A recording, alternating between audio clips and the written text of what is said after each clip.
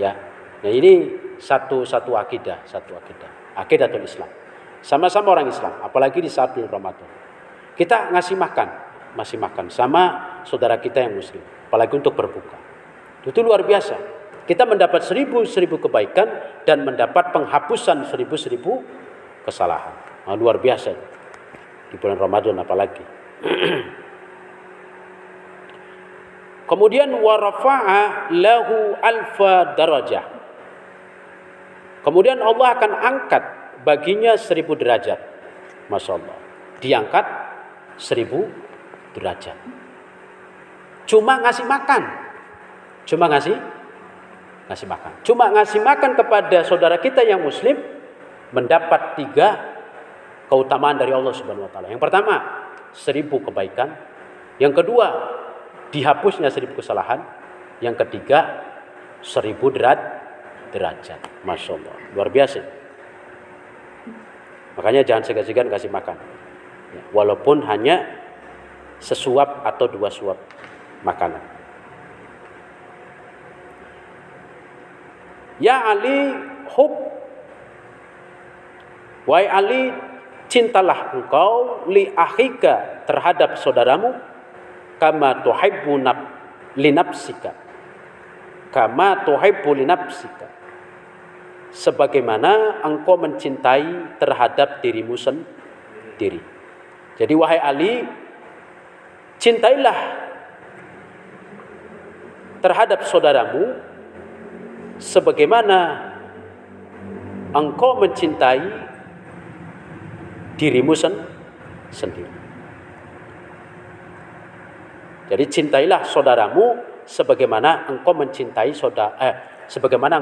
dirimu sendiri.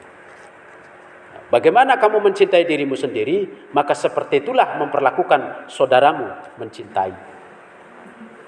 Mencintai saudaramu itu sama dengan mencintai dirimu sendiri. Jadi bagaimana kamu memperlakukan dirimu? Ya cobalah sama perlakuanmu terhadap saudaramu yang muslim.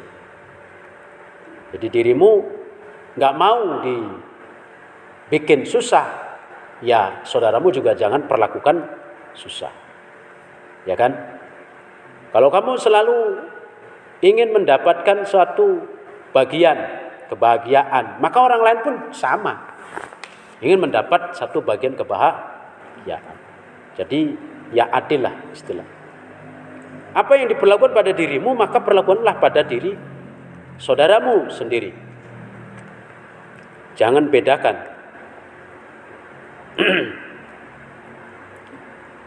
Dikit lagi ya. Ya Ali utlub. Wahai Ali, carilah al-khaira inda sibahil wujuh. Carilah kebaikan inda sibahil wujuh. Sobahil atau sibahil. Kepada orang-orang yang berwajah cerah. Sobah itu pagi itu identik dengan cerah. Wujuh itu wajah. Ini ada yang mengartikan konotasinya adalah orang berilmu. Orang-orang berilmu itu cenderung memiliki kecerahan wajah. Kenapa? Karena ilmu itu identik dengan cahaya. Al-ilmu nur. Ilmu itu adalah cahaya. Orang-orang yang berilmu artinya orang-orang yang bercahaya. Semakin banyak ilmu yang kita dapati, semakin cahaya terang benderang pada dirinya. Makanya kalau kamu ingin bercahaya wajah kamu, maka penuhilah dirimu dengan ilmu. Karena dengan ilmu diri kita akan bercahaya. Terutama dari wajah. Wajah-wajah orang berilmu itu wajah-wajah orang yang ceria. Kenapa? Karena di dalam menata hidupnya selalu dengan ilmu. Bayangkan ketika kita tanpa ilmu, menata hidup tidak punya ilmu, ya repot. Selalu ya mesumlah kelihatannya. Kenapa? Karena selalu menghadapi problematika, menghadapi satu persoalan yang selalu saja tidak menemukan solusi. Ya, ruwet aja. Karena tidak punya apa? Ilmu. Jadi kata Kanjeng Nabi, wahai Ali, carilah al-khair, kebaikan. Al-khair kalau di sini dihubungkan dengan orang-orang berilmu, berarti al-khair maknanya ilmu. Carilah ilmu terhadap orang-orang yang berilmu. Jangan carilah ilmu kepada orang-orang yang tidak berilmu. Maka hasilnya ya sesat. Bukan malah mendapat petunjuk, malah tidak mendapatkan petunjuk. Bukan mendapatkan pencerahan, malah justru mendapatkan kegelapan-kegelapan. Jadi kamu kalau cari ilmu kepada orang-orang yang berilmu, bukan kepada orang yang bodoh. Gitu. Jadi utlubil khaira inda sabahil wujuh. Carilah kebaikan atau carilah ilmu kepada orang-orang yang berilmu. Wa akrimid dhaifa. Kemudian muliakanlah tamu, fa innahu, karena tamu tersebut idza nazala, apabila bertamu biqaumin, dengan satu kaum, nazala ma'hu rizku, maka si tamu itu membawa rizki untuk kaum. Jadi ketika kita kedatangan tamu, tamu itu adalah pembawa rizki. Jadi jangan dikira bahwa tamu itu tidak bawa rizki. Bawa rizki itu. Ya, mau dalam sertane tamu rizkuhu utawi rizkiye man, rizkiye tamu. Jadi tamu itu datang ke rumah kita, tujuan bertamu itu sudah membawa apa? Membawa rizki. Makanya hormatilah tamu. Karena di balik diri tamu itu ada apa? Rizki. Wa idza irtahala, apabila tamu itu pergi atau pulang ya dari bertamu.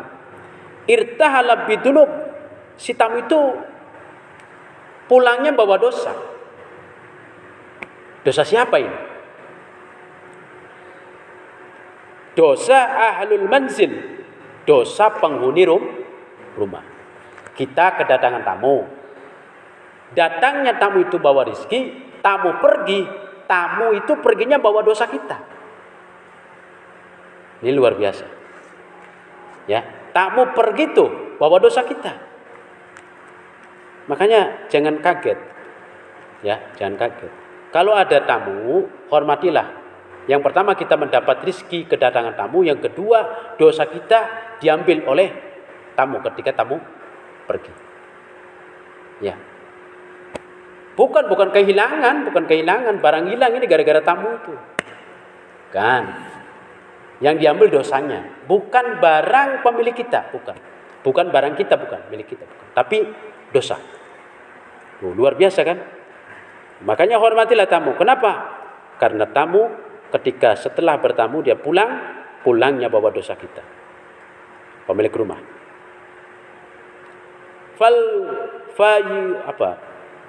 Fayulqiha fil bahri. Lalu dosa itu dibawa oleh si tamu itu. Ya, lalu fayulqiha. Dosa itu dibuang fil bahri, ke laut. Dosa siapa itu? Dosa kita. Dosa penghuni rumah dibuang ke laut. Fayulqiha fil bahri. Masya Allah. Ini tamunya Nabi Khidir. Luar biasa. Makanya hati-hati. Jangan sekali-kali menghardik apalagi mengusir tamu ya. Iya, tapi ya tamu yang normal ya. Kalau tamunya tiap hari, hati-hati. Ada sesuatu ya dengan seringnya datang gitu. Ya. Ada udang di balik batu. Ya tamu itu sekali-kali ya. Kalau terus menerus itu bukan tamu itu. Nah itu murid. Seperti layaknya datang ke sekolah tiap hari. Itu bukan tamu. Murid. Tamu sekali-kali ya. Sekali-kali. bertamu. Luar biasa ini, luar biasa. Jadi kedatangan tamu itu yang pertama membawa rezeki, yang kedua membersihkan dosa. Ini yang nggak ngaji ini nggak tahu. Jadi dikiranya tamu aja gitu. Padahal mah tamu itu membawa rezeki dan pulangnya membawa dosa kita.